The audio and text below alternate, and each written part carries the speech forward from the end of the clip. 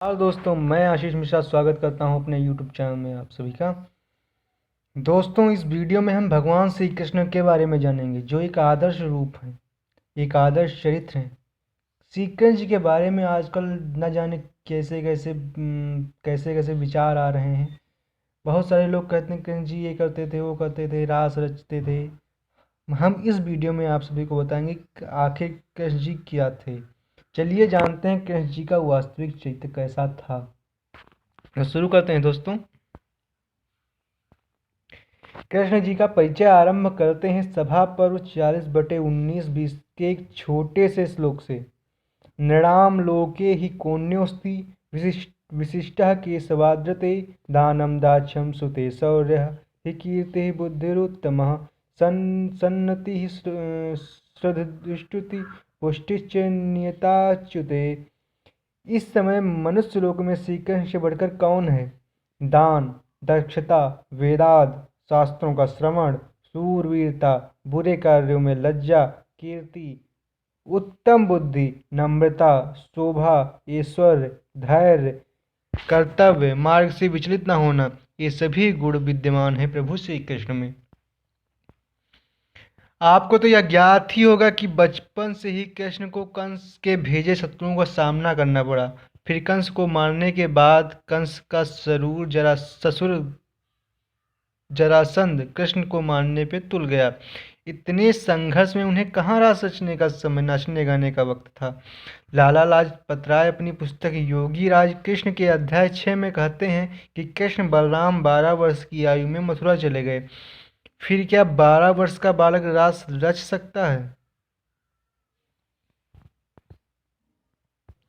महाभारत सौप्तिक पर्व 12/30-31 में कृष्ण कहते हैं, ब्रह्मचर्यम महाधौर्यम चीत्वा द्वादशिकम हिमत्वा पार्श्वमास्थाय यो मया तपसार्जितः समानव्रतचारिण्या रुक्मण्यां योगन्यजायत संतकुमारस्तेजस्वी प्रद्युम्नो मे सुतः।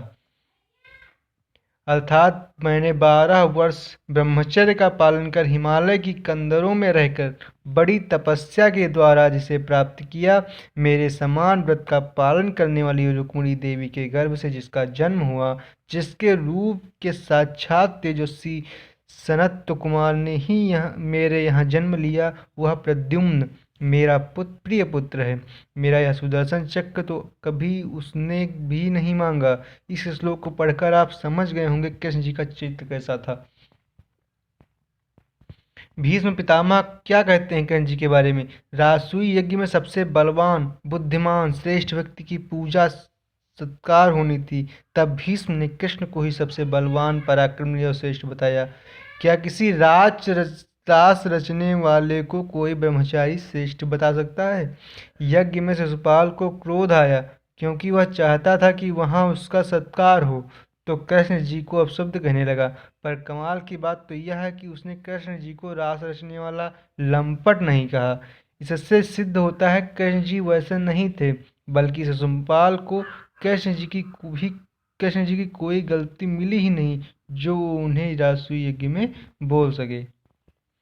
जैसा कि मैंने आपको बताया, कंस का ससुर जरासंध कृष्ण जी को मारना चाहता था। इधर राजसूय यज्ञ की तैयारी चल रही थी। उधर कृष्ण भीम और युधिष्ठिर के साथ वेशभूषा बदलकर जरासंध के राज्य में जा पहुंचे। जरासंध को शक हुआ तो कृष्ण से परिचय पूछा और कहा, क्या तू ही कृष्ण है? तब कृष्ण कहते हैं, हाँ मैं ही कृष्ण हूँ। मेरे साथ दोनों भीम और युधिष्ठिर हैं और उसी के राज्य में जरासंध को चुनौती देते हैं। जरा सोचो कितने निर्भय, पराक्रमी और बलवान होंगे श्री कृष्ण। बंकिम चंद्र चट्टोपाध्याय जी वंदे मातरम के रचयिता जो हैं के अनुसार कृष्ण अपने सत्कर्मों के कारण ही अपने समय के महान राजनीतिज्ञ बने। उन जैसा महापुरुष अन्यत्र कहीं और उनके अलावा कौन हुआ? वे आगे कहते हैं, बाल अवस्था से लेकर निर्वाण पर्यंत के कार्य किए ताकि सबको उनसे प्रेरणा मिले।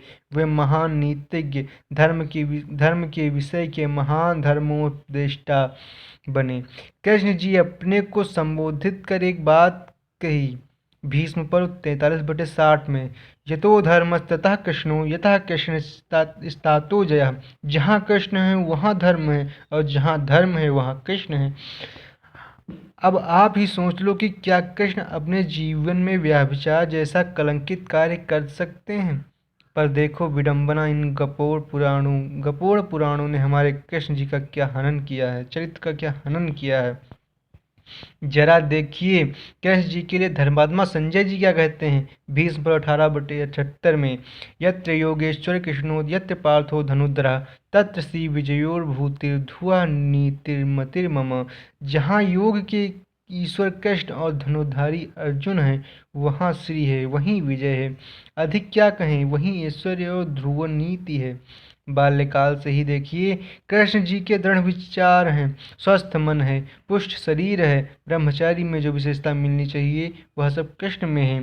कृष्ण जी को वेदांग का भी पांडित्य था। वह जैसे शरीर के साथ साथ कृष्ण जी युद्ध नीति व कई शास्त्रों के भी पंडित थे।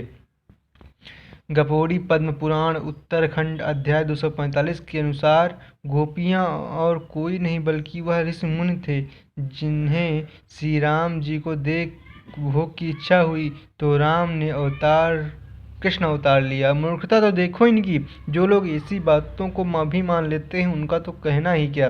संस्कृत के एक रचनाकार सुभाषित रत्नाकर ने इन पुराणधारी पोपों के लिए एक बात कही कि इन पौराणिकों में व्यभिचार का बहुत दोष होता है, इसलिए ये भी व्यभिचार से पैदा हुए और इनकी संतानें भी व्यभिचार से पैदा होंगी।